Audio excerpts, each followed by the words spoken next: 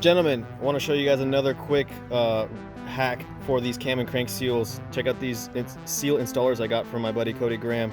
You guys can email him at this email and get yourself some. I think they're 20 or 25 bucks for the set, but obviously they're one size is for the cams, the other size is for the crank. Let me show you guys how easy this makes installing the cam and crank seals.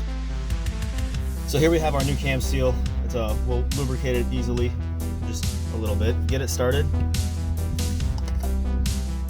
Get this nice and lined up, and then we just tap it in with a mallet.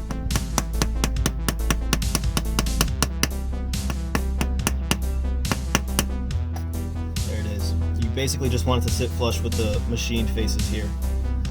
That seal's installed.